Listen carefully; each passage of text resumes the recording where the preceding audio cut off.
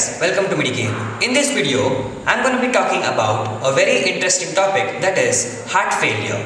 Let us discuss about the left-sided heart failure. So, as I already told you the causes of left-sided heart failure, now let us see what does the left-sided heart failure cause. It causes congestion in the pulmonary circulation. It will lead to the stasis of blood in left-sided chambers. It will lead to inadequate perfusion, which leads to organ dysfunction. So let us discuss about the symptoms of left-sided heart failure. So as I already told you, there is pulmonary congestion, which leads to edema. There is cough. There is orthopnea. There is paroxysmal nocturnal dyspnea. There may be atrial fibrillation or atrial kick loss. So these are the symptoms of left-sided heart failure. So I'll tell you how all these symptoms are caused, and I'll explain you some other symptoms using a simple flowchart. So there is left-sided heart failure. There is decrease in ejection fraction. As there is decrease in ejection fraction, there is decreased renal perfusion and there is decreased cerebral perfusion. As there is decreased renal perfusion, there is activation of renin-angiotensin system, which will cause hypertension, and it will also cause salt and water retention, which can cause edema. So when there is impaired excretion, there is increase in toxic substances in the body, which is called as azotemia. So when there is decreased cerebral perfusion, there is hypoxic encephalopathy, which leads to psychological symptoms such as irritability, loss of attention, restlessness, and finally it can end in stupor or coma. Left-sided heart failure is again divided into two parts. That is, left-sided heart failure in systole and left-sided heart failure in diastole. So, systolic left-sided heart failure is also known as pump failure or failure to pump the blood. It is usually seen in contractile protein dysfunction. Diastolic left-sided heart failure is seen in stiff left ventricle during exercise, or usually seen in diabetic mellitus, obesity, or bilateral artery stenosis. So let us come to the morphology of the body in a left-sided heart failure.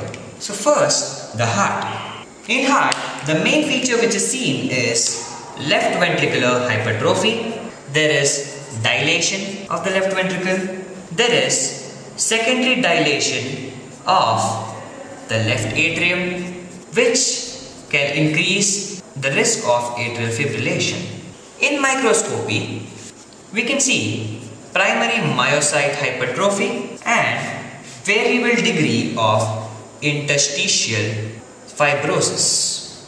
So now, let us look at the changes in the lungs. As I told you earlier, in the symptoms, there is pulmonary congestion and edema, which causes heavy, wet lungs. So, I'll tell you important pulmonary changes. So, the first change is there is perivascular and interstitial edema, which is mainly seen in interlobar septa, which will form characteristic curly B and C lines in a chest X-ray in CHF. The second pulmonary change is there is progressive edematous widening of the alveolar septa. The third point is there is accumulation of edema fluid in the alveolar spaces, and the main feature seen in the lungs is the heart failure cells. The heart failure cells are nothing but macrophages laden with hemosiderin pigments. So now let us move on to the right-sided heart failure. As I have already told you, the causes of right-sided heart failure that are left-sided heart failure and cor pulmonale. And this cor pulmonale is further caused by primary pulmonary hypertension, pulmonary vasoconstriction and recurrent pulmonary thromboembolism. What are the features of right-sided heart failure? So, there is pulmonary hypertension, there is right-sided hypertrophy and dilation. There may be left bulging of the interventricular septum, which is usually seen in extreme cases, and it can lead to ventricular dysfunction. The point to be noted is there is minimal pulmonary congestion and there is increase in systemic and portal vein engorgements.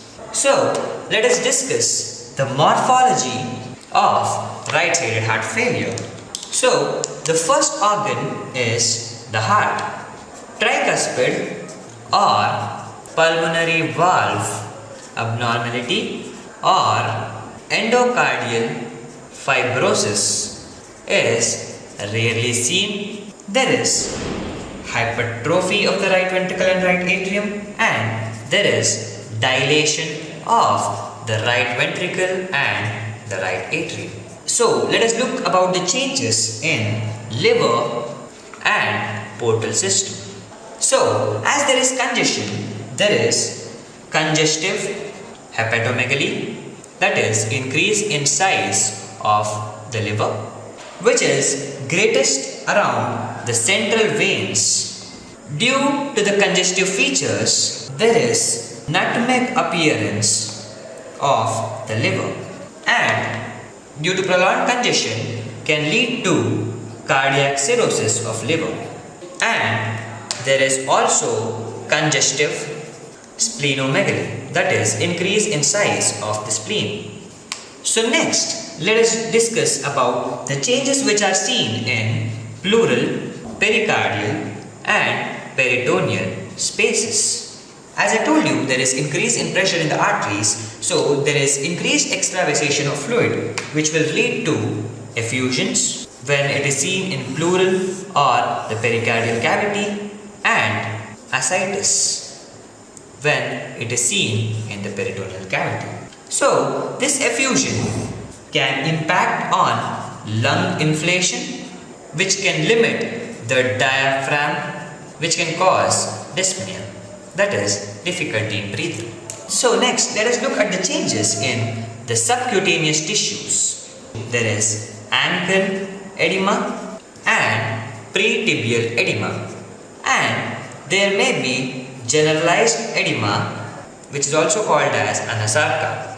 So now, let us discuss about the most important part of the topic, that is treatment.